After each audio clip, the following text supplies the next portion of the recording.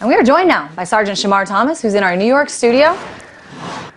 Sergeant Thomas, watching that video, you look angry. You're shouting, and it seems, though, like police are listening. What made you so angry? How you doing, Christine?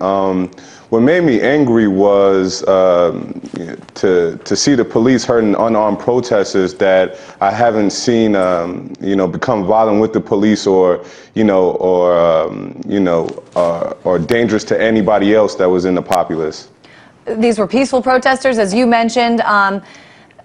This was one of the reasons that the Occupy Wall Street movement got so much coverage and really gained in support because of what we saw, police using their batons, police using pepper spray. In this video that we've seen on YouTube, you're saying if you want to fight, go to Iraq, go to Afghanistan. What do you mean by this?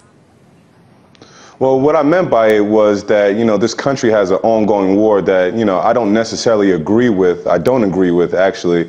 But to hurt the citizens that you swear to protect, is kind of a contradiction to the oath that you take as, a police officer to, be courteous and professional.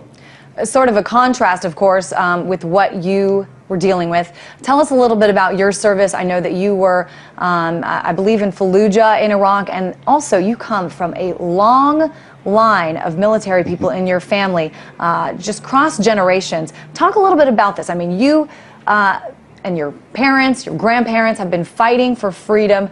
Put that into perspective with what you have seen in New York on Occupy Wall Street protests. My mother, she did 20 years in the military. I grew up on military bases, all across the United States, and my grandfather, he was a director of Veterans Affairs in New York City. My great-grandfather was a Navy cook in World War II. He faced discrimination. So I've lived all over the world, all over the country, because of my parents, being in the military. So I've always had that, pride in my country and what we're about. I've always thought that America was the greatest country in the world, and the Constitution that we have is, one of the best. But as I served in Iraq, I started, seeing things that, that were unjust as far as, why we were there, what we were doing there. We were there to win the hearts and minds. I was involved in a riot in Iraq where the local populace threw rocks at us.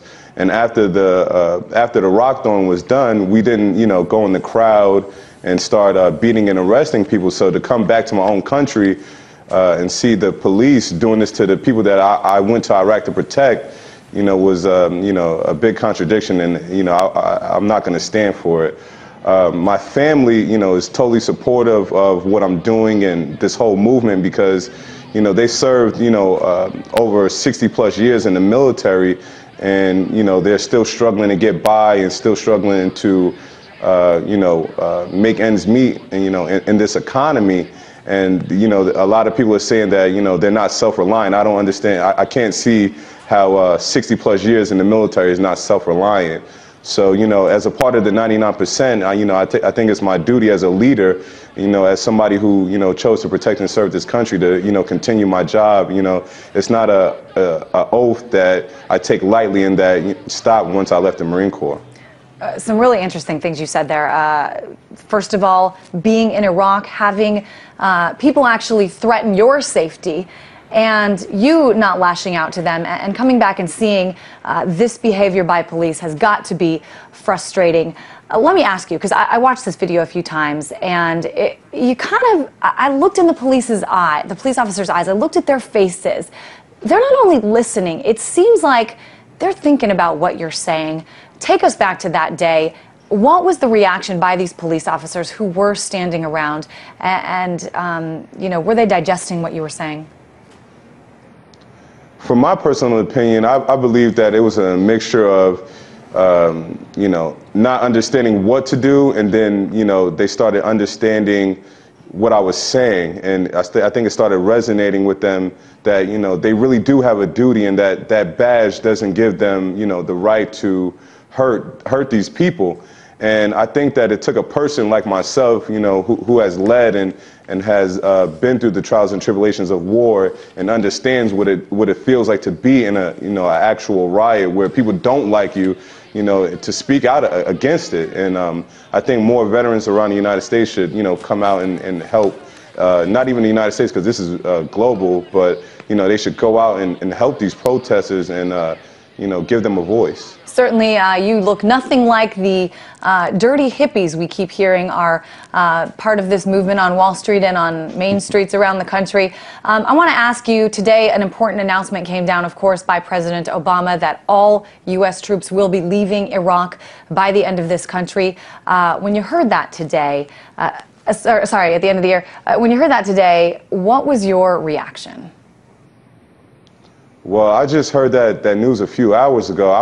I'm shocked and amazed, and I applaud President Obama on doing that. We should have been going a long time ago. I hope he decides to stop the war in Afghanistan and all other countries that we're involved in, because coming home to America, I don't see how the war has changed our way of life. The economy is not better. People's attitudes about the wars are not better, and it just doesn't make any sense to continue losing innocent lives of America's youth. But put this in a little bit of perspective for me. Of course, one of the main demands, one of the main protests by people on Occupy Wall Street is that this system change. You have served your country. You said your parents have served this country, and this struggle is hitting you personally in that things are not easy for you. You're having trouble finding a job. The war in Iraq might be ending for real this time, but talk about what you see ahead in this country and what you really think needs to change, especially in light of some of those things you were yelling at Occupy Wall Street. Well, what I feel about it is that every American has something that they feel, is wrong with the government, and we're all right. That's why there's no one clear message to the Occupy Wall Street movement, which is global, because globally we all have issues with the 1%, destroying the world for the rest of us. So, this is our opportunity to voice, our opinions. And people need to take this opportunity and go support their local occupation, because we can't leave it into the hands of senators and congressmen or, higher echelon government officials to just one day wake up and fix everything. We have to use our voices. Everything that you feel about what's going on with your government is right, and you need to go out there and voice it. Without you going down and supporting, you will never be heard. People will continue to control our lives. They control the air we breathe, the water we drink, and we need to have a say in that. And without them going down and supporting, we will never have a say.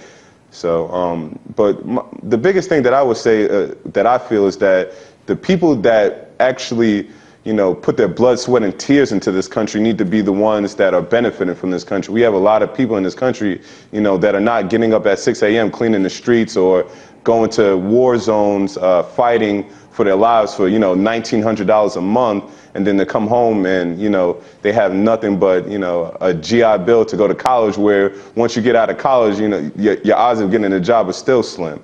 So I think we need to just overall just go out and support and voice your own opinions, because, I'm just one person and I'm just a part of the 99%. I just want to inspire people and veterans to go out and protect these people. Well, it certainly sounds like you are inspiring people, Shamar. You said you thought maybe your words were resonating with police. It seems like they're resonating with people who are clicking on this video.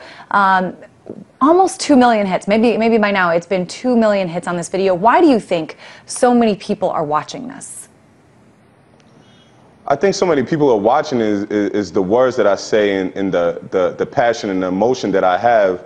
Like I tell people all the time, it's a difference when you do something and then when you love something. I have a passion for this country. I've lived my whole life, around the world on Army bases, where I've been surrounded by people who are passionate Americans who are very patriotic. So that patriotic blood runs through my veins, and I'm trying to inspire people, because it's like, why don't you care? Why continue to allow the things that are wrong to continue happening? We need to do something about it, and somebody has to voice their opinion. Certainly a question a lot of people are asking. Thanks so much for joining us. Iraq War veteran Sgt Shamar Thomas.